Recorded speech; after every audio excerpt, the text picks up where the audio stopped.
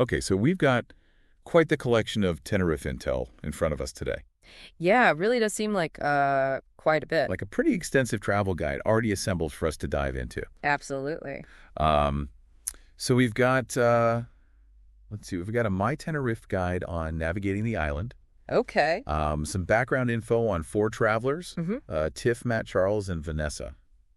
All right, sounds like a fun group. Yeah, headed to the island. We've got the 2025 TripAdvisor Tenerife, All You Need to Know Before You Go guide, Nice. and more recommendations from My Tenerife guide this time about where to swim. Okay, so we're covering the ins and outs of getting around and then the best beaches. Yeah, so our mission, I think, is to try to pull out the most practical details, the things that would really actually help someone plan a trip to Tenerife. Yeah, because it seems like there's just a ton of options, and Yeah. some things might be more useful to the average traveler than others. Right, exactly. So let's dive in and see if we can extract the real gems from all of this. Okay, sounds good. So, um, right off the bat, getting around Tenerife, it seems like the buses are really the way to go. Okay. The guaguas? Yes, the guaguas, that's right, Yeah. and they're bright green, Oh, how charming. apparently. So, yeah, it says that they can take you pretty much anywhere on the island, and apparently they even have coffee there. Oh, that's a nice bonus. Right. I bet Tiff would appreciate that. Yeah, I'm sure she would. Then there's the Los Cristianos station, which is a little bit more basic. No coffee there. Uh, okay. Well, you can't win them all. Right. But even at the regular bus stops, it's pretty straightforward. Just remember to press the stop request button Okay. in advance of your stop. And if you're waiting at a stop and see your bus coming, just wave at the driver. Yep. Especially in the evenings, you might need to press a specific button at some of the highway stops. All right, so make sure they see you coming. Right. One thing to be aware of is that the driving can be a little bit spirited on those winding roads. Oh, okay. So maybe not for the faint of heart Right. or stomach. Yeah, exactly. Um, the schedules are generally pretty reliable, but they do mention that there can be some delays at intermediate stops. Okay, so just something to keep in mind. Yeah. Um, and for families with small children under 4, ride free with a parent. Oh, that's good to know. But anyone older than that needs an adult fare. Okay. And in terms of luggage on the regular buses, you're generally responsible for loading and unloading it yourself. Okay. But the airport shuttles, the numbers 10, 20, and 40, they actually allow you to bring your luggage on board. Oh, okay. So that's a nice exception. Yeah. So all in all, it seems like the bus network is a pretty comprehensive and affordable way to get around Tenerife. Yeah, it sounds like it. But what about if you need to get somewhere a little quicker? Maybe a bit more direct. Right. Well, then there's always taxis. Okay. The classic taxi. Yeah. So to hail an official taxi, you're looking for a white vehicle with a taxi sign on the roof, a blue number, and an SP plate. All right, so pretty easy to spot. Yeah. And one thing to note is that ride-sharing apps like Uber, they don't really operate on Tenerife. Really? Why is that? I guess they have regulations to protect the local taxi services or something. Oh, okay, that makes sense. Yeah. So if you're wondering about fares, the best thing to do is check the official taxi website. Okay. They have the most up-to-date tariffs there. You can even book a taxi online or by phone through their service. Oh, nice. So that's pretty convenient. Yeah. So Right. we've got buses, we've got taxis. What about if you want complete freedom, go at your own pace? Well, then renting a car is definitely an option. Okay, so hitting the open road. Yeah. And it seems like it might be almost essential if you're short on time and want to see all the different attractions. Oh, okay. That makes sense. Apparently, the road network is excellent. Hmm. There's a nearly complete island expressway, so getting around is pretty easy. Okay, so no worries about getting lost on some tiny back road. Right. And as a bonus, gas prices are a little bit lower than on mainland Spain. Well, that's always a plus. Yeah. The advice is to book your rental car in advance online using comparison sites like rentalcars.com or discovercars.com. Okay, so you can shop around and find the best deal. Right. You can see all the different offers and, potentially save some money. Yeah, that's always a good idea. If you prefer to book directly, you can always go with the established international companies. Uh-huh. But they did mention Canarias.com as a good local option. Okay, good to know. In terms of requirements, you'll need your driver's license and your passport, of course. Right, the usual suspects. And some companies might have restrictions on minimum driving experience. Okay. So it's important to pay attention to that and also be really careful about those super low prices you see advertised. Yeah, sometimes those are too good to be true. Right. They might come with hidden commissions or, not so great terms and conditions. Right. Got to read the fine print. Exactly. Mm-hmm. The most important thing is to really inspect the car thoroughly before you drive away. Yeah, make sure there's no damage that you could be held responsible for. Right, Yeah. exactly. And document everything in the rental agreement. Absolutely. The typical daily cost seems to be somewhere between 25 and 35 yen. Okay. Not too bad. But of course, that can vary depending on the type of car, the time of year, all those factors. Right. Um, the guide actually provides a list of the top 10 car rental companies with their websites. Oh, that's handy. Yeah. Yeah. So that's a good place to start your research. Yeah, very helpful. So once you're behind the wheel, are there any particular driving rules to be aware of? Yeah, there are a few things to keep in mind. First of all, pay attention to the road signs, obviously. Good advice. Yeah. So that's a good resource. Yeah. And for those who really want to get up close and personal with the landscape, there's always hiking.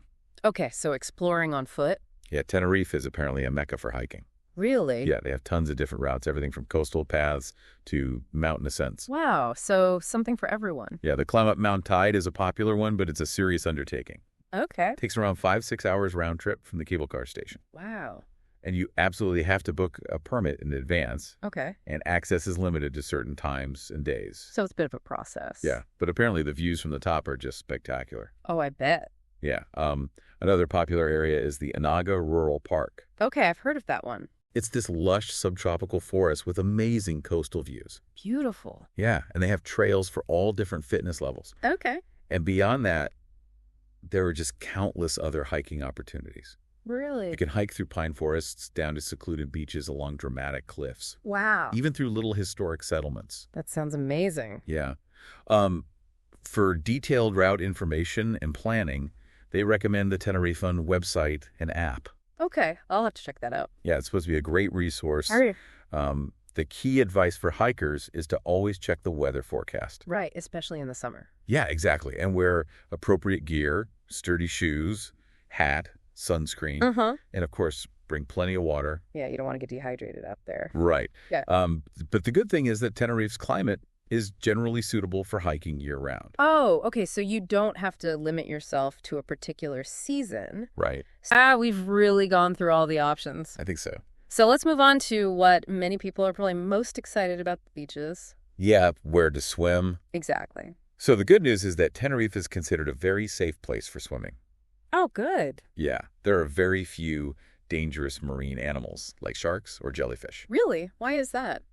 Apparently, it's because of the cooler Atlantic currents. Oh, okay. Yeah, and a lot of the beaches have these artificial breakwaters, Huh? which create calm, sheltered waters. Okay, so perfect for swimming. Yeah, and the best part is you can swim pretty much year-round. Wow, even in the winter. Yeah, the water might not be super warm, but it's still swimmable. Okay, that's pretty amazing. And all the beaches are free to access. Oh, that's great. You only have to pay if you want to rent sun loungers or umbrellas, Okay. but you can always just bring your own towel and find a spot. Yeah, that's what I would do. Of course, with all that sunshine, sunscreen is a must. Definitely can't forget that. Okay, so let's go through some of the standout beaches, starting in the Puerto de la Cruz area. Okay, that's good. So there's Playa Maria Jimenez, which is part of the larger Playa Jardín, Okay. but it often has a red flag indicating that it's unsafe for swimming. Oh, okay, so probably best to avoid that one. Yeah.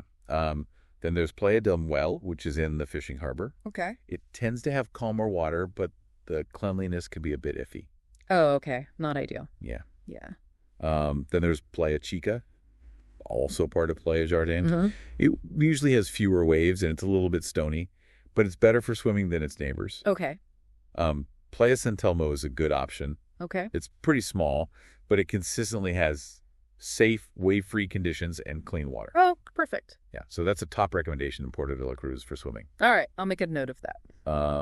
Then there's Playa del Castillo, Oh. another section of Playa Jardín. Yeah. It tends to have big waves, so not ideal for swimming. Right. And Playa de Marcianes is also large with significant waves. Okay. So that's more suited for surfing or bodyboarding. All right, so a mixed bag in Puerto de la Cruz.